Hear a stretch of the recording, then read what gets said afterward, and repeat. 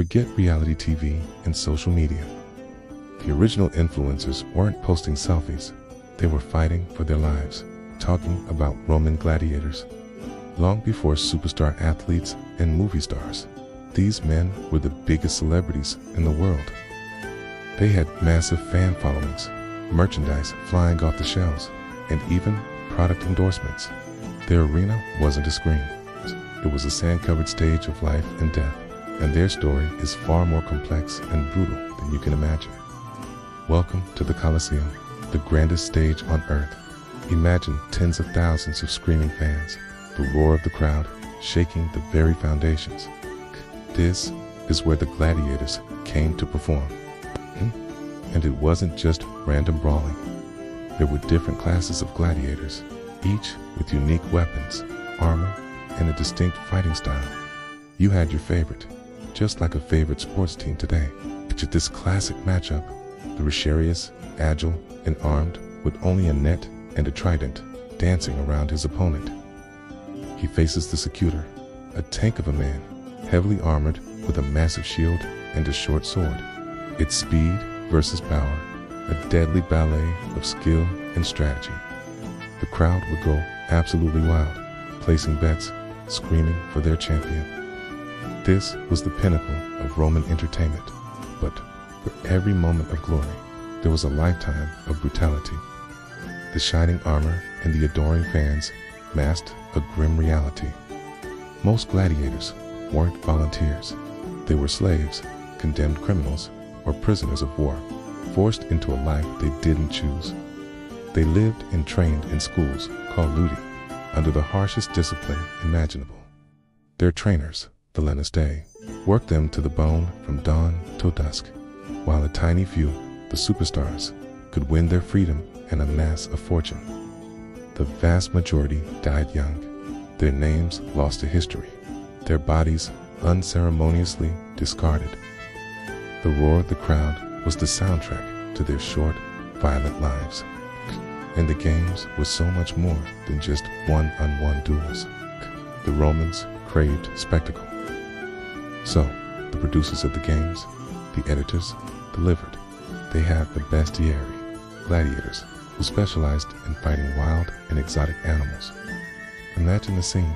The arena floor transformed into a forest, and a man armed with a spear faces a charging lion, snarling tiger, or a massive bear imported from the farthest reaches of the empire.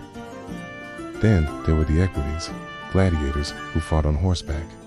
These were displays of incredible equestrian skill, with daring cavalry charges and close quarters combat from the saddle. And for the grand finale, sometimes they'd stage massive group battles, the Gregari, chaotic and bloody melees that recreated famous military victories, with dozens of fighters clashing at once in a terrifying freefall. The most famous gladiators were more than just fighters. They were brands.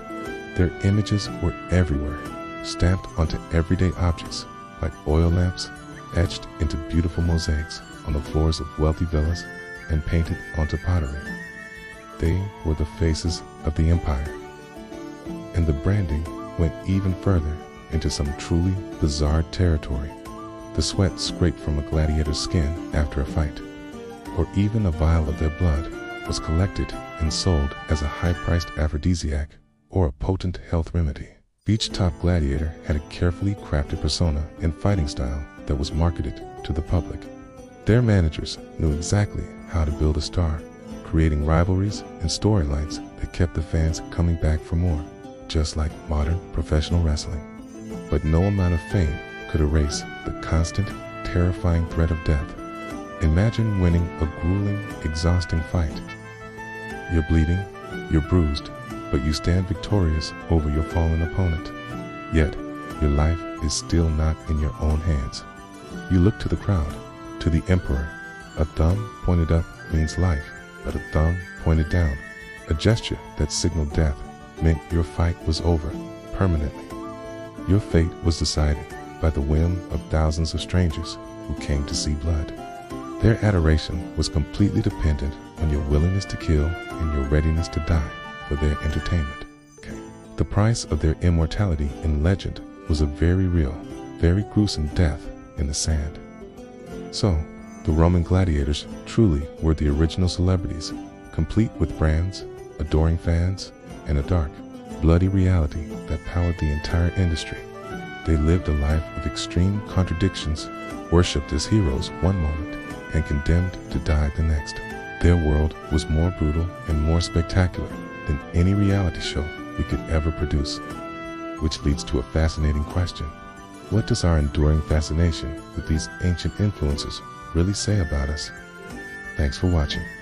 If you enjoyed this glimpse into the ancient world, make sure to like and subscribe for more.